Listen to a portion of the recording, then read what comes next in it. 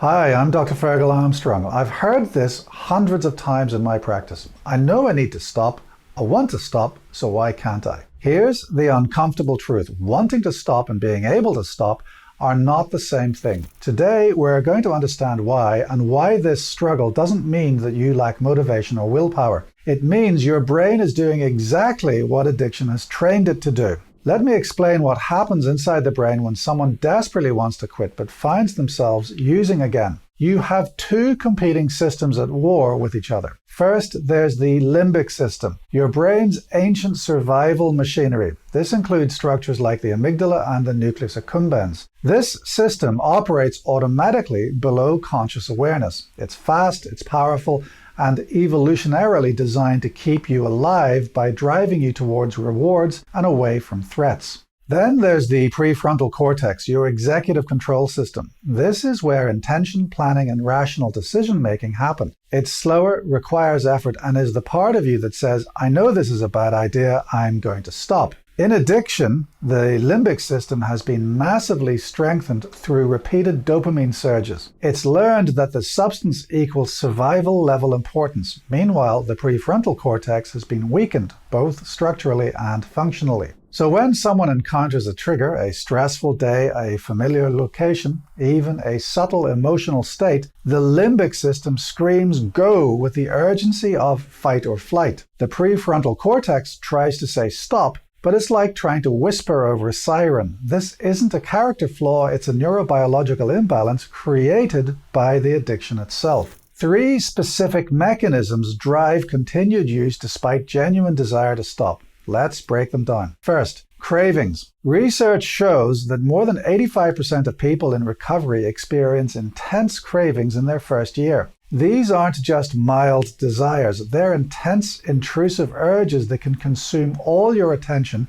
and make it nearly impossible to think about anything else. Cravings are triggered by cues, places, people, emotions, even times of day. When you encounter these cues, your brain's learned associations activate automatically. Recent research from Yale's Stress Center shows that these cue-craving connections involve both dopamine pathways and stress circuitry, making them doubly powerful. Second, stress and emotional triggers. This is perhaps the most powerful driver. When you're stressed, your body releases cortisol, which further suppresses prefrontal cortex function while amplifying the limbic system's reactivity. A 2024 study published in the Journal of Clinical Investigation found that stress doesn't just trigger relapse, it actually sensitizes the brain to drug-related cues, making them more powerful over time. This explains why people often relapse during difficult periods, relationship problems, work stress, financial pressure, or even positive stress like celebrations. In my clinical practice, I've seen patients who maintain sobriety for months, then face a single highly stressful event, a death in the family, job loss, or health crisis, and suddenly find themselves using again.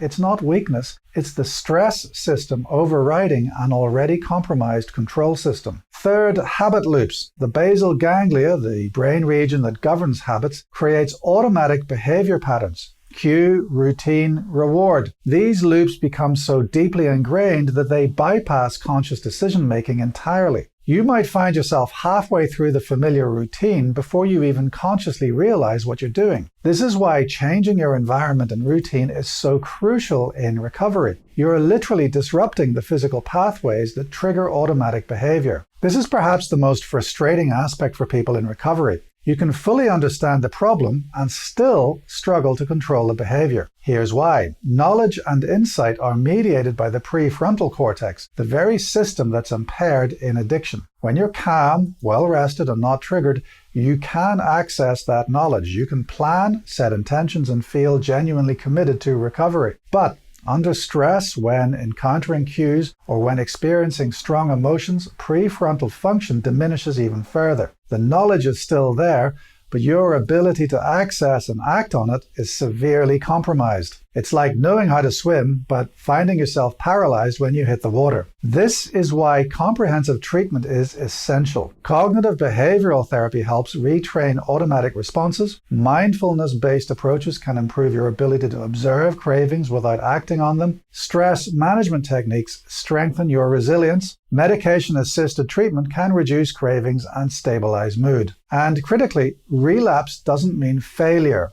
Research shows that relapse rates for addiction are 40 to 60%, similar to other chronic diseases like hypertension and diabetes. When someone with diabetes has elevated blood sugar despite treatment, we don't say they failed. We adjust the treatment plan. The same applies to addiction. If you're struggling with this internal conflict, here's what you need to know. First, struggling doesn't mean you lack motivation. You are fighting a neurological battle where one system has been artificially amplified and the other weakened. The struggle itself proves that you are motivated. Second, develop a relapse prevention plan that addresses all three drivers. Learn to recognize your specific cues and triggers, develop stress management skills, not just the big crises, but for daily life, and create new routines that disrupt old habit loops. Third, don't rely on willpower alone. Build external supports, accountability partners, regular therapy, support groups, structured routines. These external scaffolds help to compensate for the impaired internal control system while it heals. Finally, if you do relapse, get back on track immediately. Don't let shame spiral into extended use. Every moment of sobriety helps your brain heal. Recovery isn't about perfection, it's about persistence.